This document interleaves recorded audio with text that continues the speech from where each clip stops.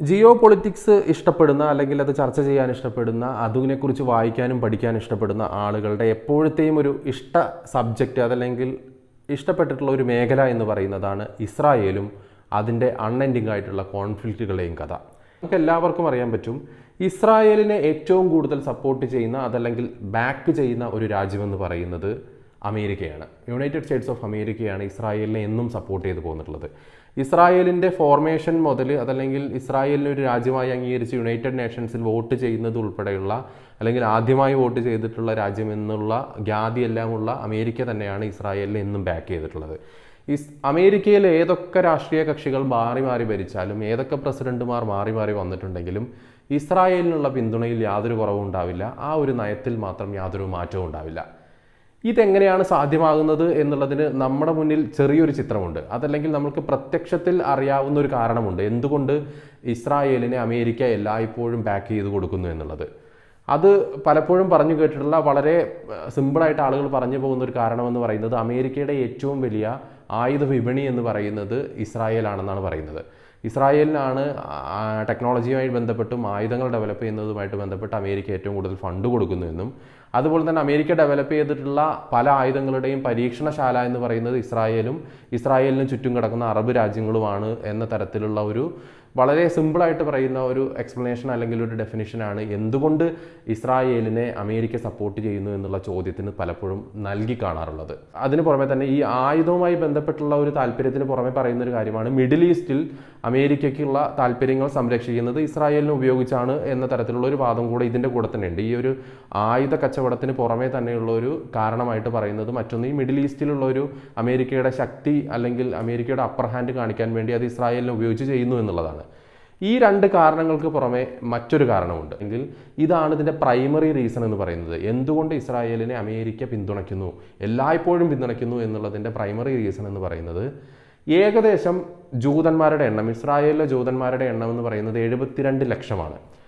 ഈ 72 ലക്ഷം ജൂതന്മാർ മാത്രമാണ് ഇസ്രായേലിലുള്ളതെങ്കിൽ ഏകദേശം 68 ലക്ഷം ജൂതന്മാർ അമേരിക്കയിലുണ്ട്. അതായത് ഏകദേശം ഇസ്രായേൽ എന്ന് പറയുന്ന മൊത്തം രാഷ്ട്രത്തിലുള്ള ജൂതന്മാരോളം തന്നെ എണ്ണം അമേരിക്കയിലുമുണ്ട്. ഇതിനു പുറമേ തന്നെ ഇസ്രായേലിലെ ജൂതന്മാരെ അല്ലെങ്കിൽ ഇസ്രായേൽ എന്ന രാഷ്ട്രത്തെ ഒരു ബൈബിളിൻ്റെ രാജ്യമായി കാണുന്ന കാത്തലിക്സ് അല്ലെങ്കിൽ ഇവാഞ്ചലിസ്റ്റ് കാത്തലിക് എന്ന് പറയുന്ന വലിയൊരു വിഭാഗവും അമേരിക്കയിലുണ്ട്.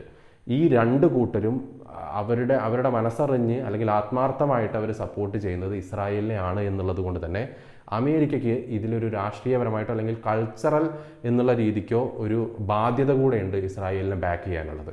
അതുതന്നെയാണ് നമ്മൾ ഇതിൽ പ്രധാനമായിട്ടും കണ്ടുകൊണ്ടിരിക്കുന്നത്.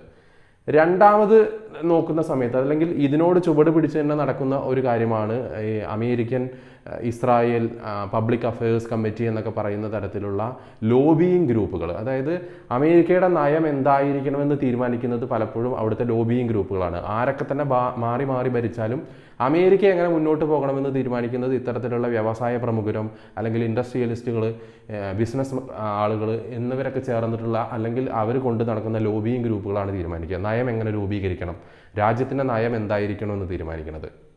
അത്തരത്തിലുള്ള ഇസ്രായേലുമായിട്ട് ബന്ധപ്പെട്ടുള്ള സമീപനങ്ങൾ സ്വീകരിക്കാൻ അല്ലെങ്കിൽ നയം സ്വീകരിക്കേണ്ടതുമായിട്ട് ബന്ധപ്പെട്ടുള്ള കാര്യങ്ങൾ തീരുമാനിക്കുന്നതിനെ സ്വാധീനിക്കാൻ വേണ്ടിയിട്ടുള്ള ഒരു ലോബിയിങ് ഗ്രൂപ്പാണ് എയ്പാക് എന്ന് പറയുന്ന അതല്ലെങ്കിൽ American Israel public affairs committee എന്ന് പറയുന്ന ലോബിയിങ് ഗ്രൂപ്പ്.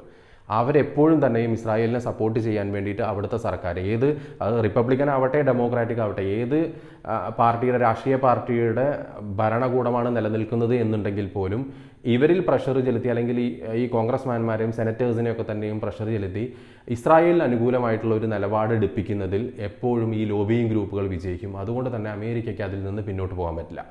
മറ്റൊരു കാര്യമെന്ന് പറയുന്നത് നേരത്തെ പറഞ്ഞതുപോലെ തന്നെ ഏകദേശം 2% അമേരിക്കയിലെ ജൂതന്മാരുടെ ജനസംഖ്യ എങ്കിലും ഈ പറയുന്ന ഒരു കാത്തലിക് ഇവാഞ്ചലിസ്റ്റുകൾ എന്ന് പറയുന്ന ആ ഒരു കൂട്ടം ആളുകളും ഈ പറയുന്ന ജൂതന്മാർക്ക് ആത്മാർത്ഥമായിട്ടുള്ള സപ്പോർട്ട് കൊടുക്കുന്നു എന്നുള്ളത് കൊണ്ട് തന്നെ രാഷ്ട്രീയപരമായിട്ടൊരു ഇതുണ്ട്. അതായത് ഒരു വിമത ശബ്ദം, ഇസ്രായേലിനെതിരെ ഒരു വിമത ശബ്ദം ആരെങ്കിലും അമേരിക്കയ്ക്കുള്ളിൽ നിന്നുള്ള രാഷ്ട്രീയക്കാർ ഉയർത്തുന്ന ഒരു സാഹചര്യം ഉണ്ടാവുകയാണ് എന്നുണ്ടെങ്കിൽ ഈ പറയുന്ന ആ ഒരു ശബ്ദം ഉയർത്തുന്ന രാഷ്ട്രീയക്കാരൻ്റെ രാഷ്ട്രീയ ഭാവി അടയുന്ന ഒരു സാഹചര്യം വരും.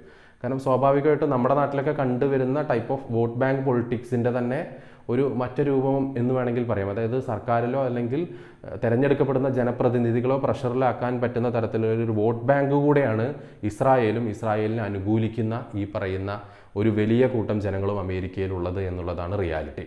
ഈ അമേരിക്ക ഇസ്രായേലിനെ കൈയഴിഞ്ഞ് സഹായിക്കുന്നതിൻ്റെ പ്രധാന കാരണം അല്ലെങ്കിൽ പ്രൈമറി റീസൺ എന്ന് പറയുന്നത് ഈ ഒരു ജനസംഖ്യയുമായിട്ട് ബന്ധപ്പെട്ടുള്ള അല്ലെങ്കിൽ അമേരിക്കയിലെ ജൂതന്മാരുടെ എണ്ണം, ലോബിയിങ് ഗ്രൂപ്പുകളുടെ സ്വാധീനം, അല്ലെങ്കിൽ രാഷ്ട്രീയക്കാർക്ക് മേൽ ഇവരൊക്കെ തന്നെയും ചെലുത്തുന്ന സ്വാധീനം ആണ് എന്ന് പറയുന്നതിന് വേറൊരു കാരണം കൂടെയുണ്ട്. മറ്റ് 2 റീസൺസ് എടുത്ത് നോക്കുകയാണ് എന്നുണ്ടെങ്കിൽ, അതായത് നമ്മൾ ഈ പറയുന്ന ഒരു ആയുധ കച്ചവടത്തിന് വേണ്ടിയിട്ടാണ് ഇസ്രായേലിനെ കൊണ്ട് ഈ പണിയെല്ലാം അമേരിക്ക ചെയ്യിപ്പിക്കുന്നത് എന്നുള്ള ചോദ്യത്തെ നമ്മൾ ഒരു പരിശോധിക്കുകയാണെന്നുണ്ടെങ്കിൽ നമുക്ക് മനസ്സിലാവുന്ന ഒരു കാര്യമുണ്ട്. ഇസ്രായേൽ തന്നെ വേണമെന്നില്ല, അമേരിക്കയ്ക്ക് ആയുധം കച്ചവടം നടത്താൻ വേണ്ടി ഇസ്രായേൽ തന്നെ വേണമെന്നില്ല. കാരണം ഇസ്രായേലിനെ പ്രധാനമായും ഫണ്ട് ചെയ്യുന്നത് അമേരിക്ക തന്നെയാണ്. അതേ പണം തന്നെയാണ്, അതായത് അവർ കൊടുക്കുന്ന പണം തന്നെയാണ് ഇസ്രായേൽ ആയുധം വാങ്ങാൻ വേണ്ടിയിട്ടും ഉപയോഗിച്ചുകൊണ്ടിരിക്കുന്നത്. അത്രയും വലിയ തുകയാണ്, ബില്യൺ കണക്കിന് ഡോളറാണ് ഇസ്രായേലിന് വേണ്ടിയിട്ട് അമേരിക്ക ചെലവാക്കിക്കൊണ്ടിരിക്കുന്നത്. അതൊരു ചക്രം പോലെ ഇസ്രായേലിലേക്ക് പോകുന്നു, ഇസ്രായേലിൽ നിന്ന് തിരിച്ച് ആയുധം വാങ്ങാൻ വേണ്ടി US-ലേക്ക് തന്നെ തിരിച്ചെത്തുന്നു എന്നുള്ളതേ ഉള്ളൂ. അതുകൊണ്ട് തന്നെ ആയുധമാണ് എന്ന് പറയാൻ പറ്റില്ല. കാരണം ഇനിയിപ്പോൾ ആയുധം വിൽക്കാനാണെന്നുണ്ടെങ്കിൽ അമേരിക്കയെ സംബന്ധിച്ചിടത്തോളം അതൊരു പുതുമയുള്ള കാര്യമല്ല. ഏതൊരു രാജ്യത്തും ഒരു കോൺഫ്ലിക്റ്റ് ഉണ്ടാക്കി അല്ലെങ്കിൽ അയൽ രാജ്യങ്ങൾ തമ്മിലുള്ള ഒരു കോൺഫ്ലിക്റ്റ് ഉണ്ടാക്കി ഈ 2 രാജ്യങ്ങൾക്കും ആയുധം വിൽക്കാനുള്ള യുദ്ധതന്ത്രവും അല്ലെങ്കിൽ ഈ കച്ചവട തന്ത്രവും ഒക്കെ തന്നെയും അമേരിക്കയ്ക്ക് നല്ലപോലെ വശമുള്ളതാണ്. അതുകൊണ്ട് തന്നെ ഇസ്രായേലിനെ വെച്ച് ആയുധങ്ങൾ വിറ്റ് ഒരു സംഭവമാകേണ്ടത് അതല്ലെങ്കിൽ റവന്യൂ ജനറേറ്റ് ചെയ്യേണ്ട ആവശ്യം അമേരിക്കയ്ക്കില്ല എന്നുള്ളതാണ്. പിന്നെ രണ്ടാമതൊരു കാരണം എന്ന് പറയുന്നത് മിഡിൽ ഈസ്റ്റിലെ സ്വാധീനം എന്നുള്ളതാണ്.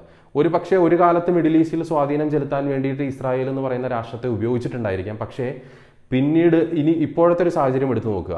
അറബ് രാഷ്ട്രങ്ങളായിട്ടുള്ള UAE അല്ലെങ്കിൽ കുവൈറ്റ്, സൗദി അറേബ്യ പോലുള്ള രാജ്യങ്ങളൊക്കെ തന്നെയും അമേരിക്കയ്ക്ക് ഒരു അബ്സല്യൂട്ട് സപ്പോർട്ട് കൊടുക്കുന്ന രീതിയിൽ തന്നെ നിൽക്കുന്ന രാഷ്ട്രങ്ങളാണ്. ഇവിടെ എല്ലാം തന്നെയും അമേരിക്കയ്ക്ക് കൃത്യമായിട്ടുള്ള എയർ ബേസുകളുണ്ട് അല്ലെങ്കിൽ സൈനിക താവളങ്ങളുള്ള രാജ്യങ്ങളാണ്. സോ അത്തരം മിഡിൽ ഈസ്റ്റിൽ ഓൾറെഡി അമേരിക്കയ്ക്ക് കൃത്യമായിട്ടുള്ള ക്ലച്ചസ് ഉണ്ട് എന്നുള്ളത് കൊണ്ട് തന്നെ ഇസ്രായേലിനെ ഉപയോഗിച്ചുകൊണ്ട് മിഡിൽ ഈസ്റ്റിൽ ഒരു അപ്പർ ഹാൻഡ് നേടേണ്ട ആവശ്യമില്ല.